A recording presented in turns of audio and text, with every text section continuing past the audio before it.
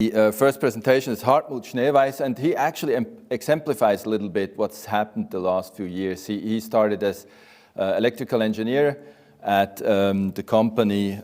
He did his diploma at Karlsruhe Institute of Technology, and he was working for IBM Pabst and Thiel Habeck, more in the industrial drives, before he actually changed to the electric motor design for electric mobility, working for Continental and finally as a managing director at Hofer Powertrain in Berlin. And now he's senior manager for the joint venture between Hofer Powertrain and Evergrande. So I'm looking forward to this presentation, and I hope you too. Welcome to my presentation of the Motor Summit 2020. It's a pleasure for me to tell you something about the system optimization of e-axle drive through simulation of the total vehicle dynamics. My name is Hartmut Schneeweiss. I'm responsible for technology and innovation at Evergrande hofer Powertrain. And these are my topics. At first, I will give you a short introduction of Evergrande hofer Powertrain. In the second topic, I will tell you something about motivation of electrification and increasing efficiency. The characteristic of e-machines will be a very important part. System overview and components, simulation and results, perspectives before and after changes will also follow. And last but not least, I will give you in the summary also an outlook what happens in the next steps. The Evergrande Group in China is the biggest real estate company, and they have decided also to go into production of cars. And they have searching a partner in Germany who is the engineering company hofer Powertrain. And in this constellation, the Evergrande hofer Powertrain was founded in 2019. And the target of our company is to build electric drive systems from the first assembly phase up to the production processes. The location of the Evergrande Group is Shenzhen, and the Evergrande Global R&D Research and Development Institute is located in Shanghai. The Evergrande hofer Powertrain company is located in Berlin, in Germany. The engineering company of Hofer Powertrain is located in Nürtingen, Baden-Württemberg, Germany.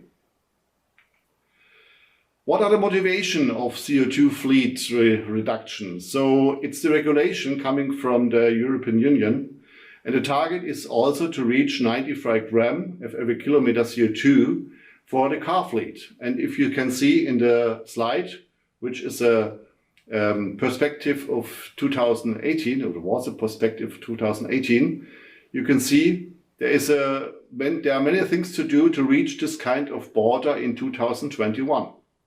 And if you can also see, it's not the end of the border, so it's decided that 2030, the border will go down to 60 grams per kilometer CO2 for the car fleet.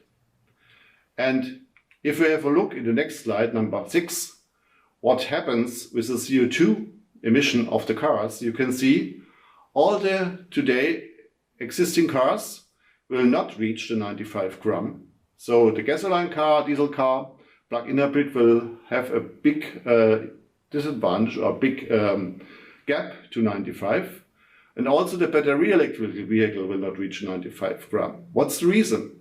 The reason is that we will not only have to look on the emission, on the fuel consumption and electrification consumption of the cars, we have also to look to the production and also to the recycling of the cars.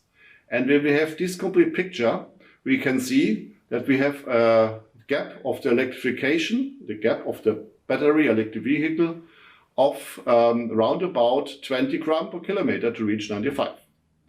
So our answer for this is have a look to the electrical axle drive system, to the electrical machine, to optimize this in the complete system view of the car.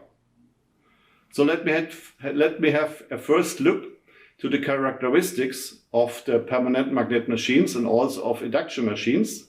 You can see it on the left side, the diagram. On the horizontal line, you will have the speed of the motor. On the right vertical line, the power, and the left side is the torque. And we have built up a first simulation model of electrical axle drive system, which have an active length of the motor from 175 millimeters and the outer diameter of 190 millimeters. And we will use the same stator design and will only change the rotor design. So if you have at least the results of this, you see the permanent magnetic machine will have 270 Newton meters of maximum torque by 130 kilowatt. And the induction machine, the asynchronous machine, will have 240 Newton meters by 100 kilowatt.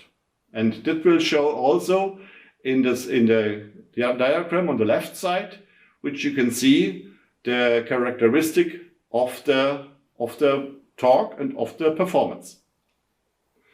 And we decided to use the permanent magnet motor for the first simulation, and the car will be the new Evergrande Honchi 2 car, which is a sedan car with a weight of 2.3 tons. It's a big car. And it was also decided to use different gear steps to have a look what happens with the torque and also with the maximum speed of the car. And you can see on the right side, which you can read on the horizontal line, the speed of the car. Right is the power and left side is the existing torque on the wheel. And with the maximum gear ratio of 11, for example, you can reach 3000 Newton meters as maximum torque. But, and that's the big disadvantage in this case, you cannot reach the maximum speed because in the look of the maximum speed of the electrical machine, you can only reach 130 kilometers. That's the yellow line. When you go to the blue line, it's the gear ratio of 5. You can see a lower maximum torque, but also a higher speed. So it's possible to reach with this kind of machine more than 250 kilometers. But there are two other lines in this diagram. The top line shows the maximum grip of the wheel, which is clear that we have not more torque than the maximum grip of the wheel. And the line on the down shows us the air resistance of the car. So in this constellation, the car can have a maximum speed of 230 kilometers. And we built this kind of car as a model with a very easy model of a VCU, vehicle control unit, a battery system, and the electrical driving unit with motor, power electronic and gearboxes. And that will be the idea to have on the input the WLTP third class driving cycle, which is, we are thinking, the most realistic driving cycle to have a comparison between the cars. And we have the directly output of the torque and of the power to the wheels. And we put this kind of car to a MATLAB Simulink model, which looks like this one. And you see the different modules, like the green area of the high voltage system, the battery system. The blue one is the electrical drive unit. The orange one, the brake system, which is very important for the recuperation view. The vehicle dynamics are very important, and the driver activities are also a very important part. And with this kind of simulation model, we can make some different changes, for example, and in our cases, to have a look to different gear ratios. And that happened with the result of these diagrams. You can see on the top left, there's the WLTP cycle, and we will only have a short look of the acceleration phase of the WLTP cycle when the car is going to the highway. So it's on the left side down, it's the zoom area of the profile. So we have a timeline from 0 to 120 seconds. And on the left side, on the horizontal line, the speed of the car. And when we go to the right diagrams, you can see in the top right diagram, EDU gear ratio, the step of the orange line, which is the switching phase from the 11.8 gear ratio to 6.5 gear ratio. And the blue line is the reference, which shows us the EDU without stepping into gears, into gear phases. And very interesting is the efficiency of the EDU in the total sum, which is shown in the last diagram on the downside. And you can see the blue line is a little bit lower than the orange line. So we have increasing of the efficiency when we go in a two-step gear ratio phase. And that will also shown in this next diagram of slide 13. So on the left diagram, you have now all the dots of the WLTP cycle located in the efficiency diagram of the motor. And you can see there is a little bit area of dots on the right-hand side where the efficiency of the EDU is not so good. So when we now have the possibility to have a switching phase to put all these dots to the left, then we can put all the dots on the left area, and therefore we have a better efficiency for the complete car view. And that will also shown in this diagram. On the left side, we have the driving profile, the WLTP cycle. And on the right-hand side, we have the result of the vehicle energy consumption, the complete energy which is used from the battery to the car. So on the horizontal line, we have the complete time of 30 minutes of the complete WLTP cycle. And on the left horizontal line, we have the energy consumption. So, and you can also see the blue line, which is only the application with one-step gear.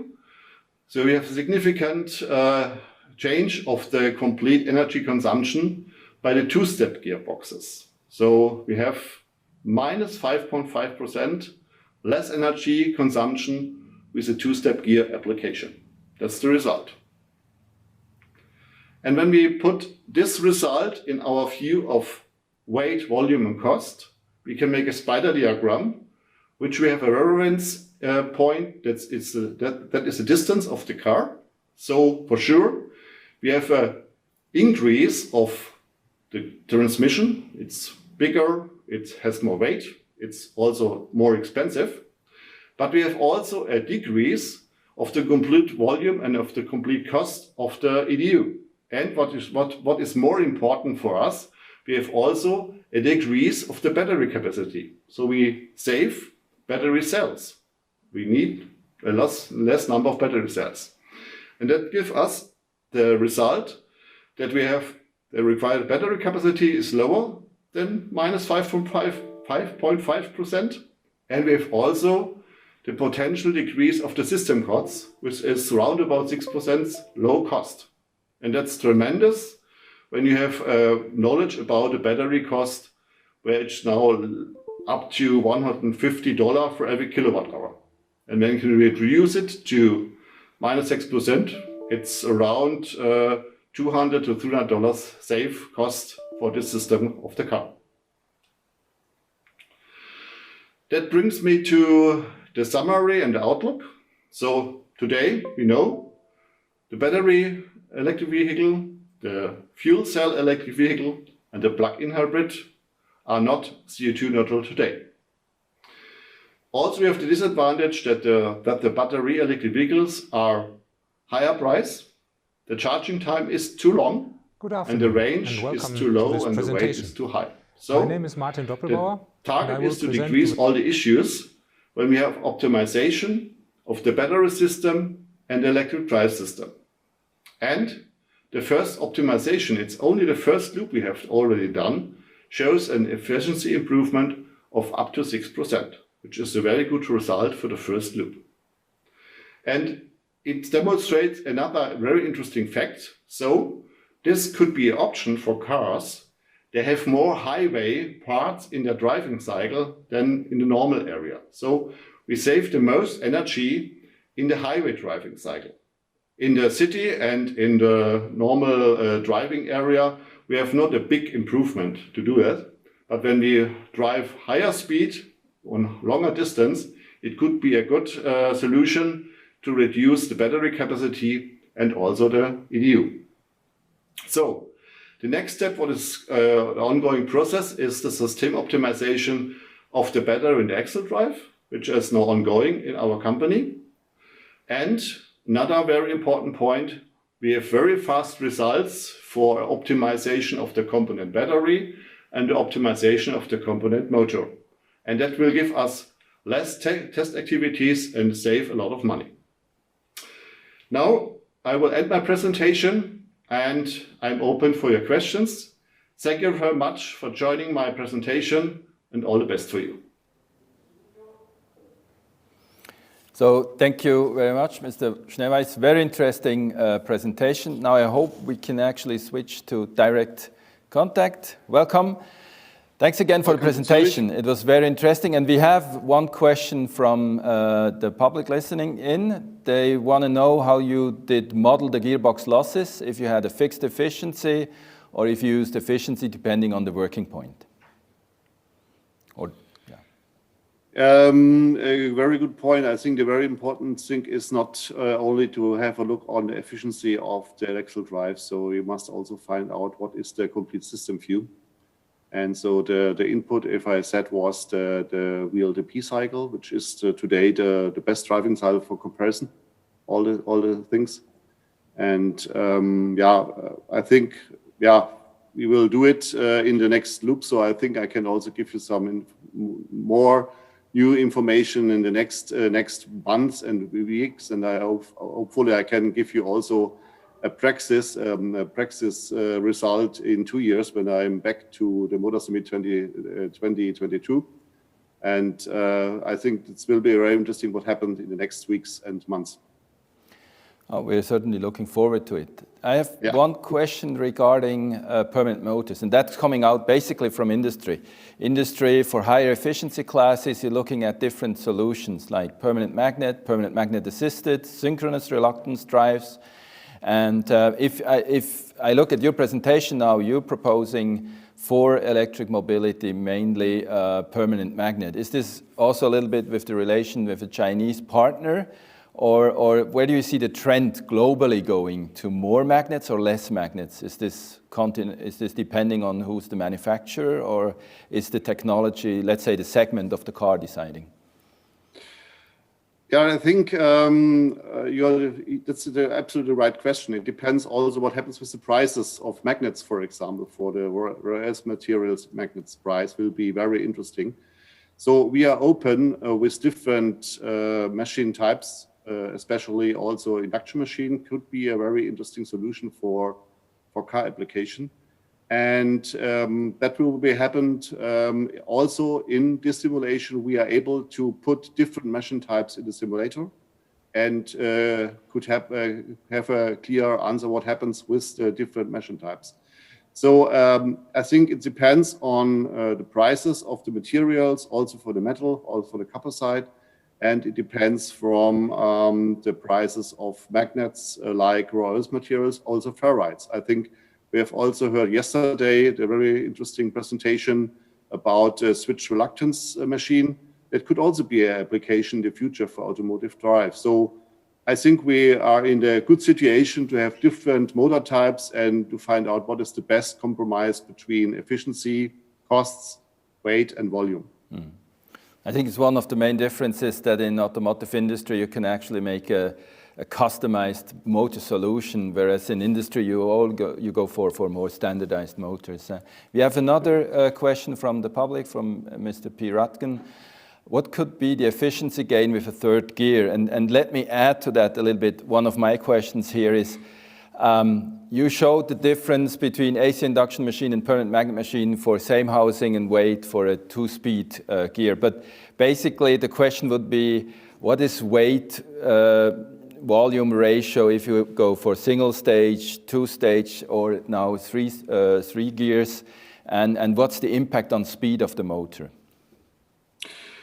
Yeah, I think that it's also very interesting to use induction motor with higher speed, because the induction motor has less losses at higher speed. And so it could be an opportunity to use also three-step gears, right? And also that will be a loop of our simulation to do it, also with permanent magnet and also with induction motor.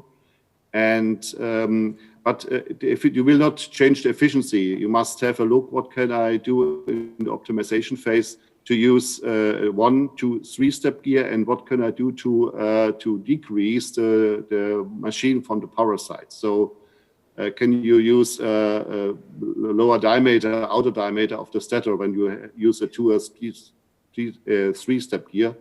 I think that will be also 1, 2 loops in our simulation phase, and I can also present you in 1 to 1.5 year the real result, what happens. And which I said, the big advantage of the simulation is you can do the simulation first, and then you can decide what is the right concept for the system. Okay, thank you very much. We're running out of time a little bit. I'm sorry about that. There's another question from Fernando Nuno in the chat. Probably if you could answer him directly in the chat. I don't know if there's a possible solution. That would be nice so we can continue with our time schedule. In any case, I wanted just to mention we had an issue with audio and video synchronization between slide 12 and 13. This will be corrected during cutting of the video, and the correct version will be actually uploaded on the website of Motor Summit. So thank you again very much, Mr. Schneeweiss. Thank you very much. And bye-bye to Germany.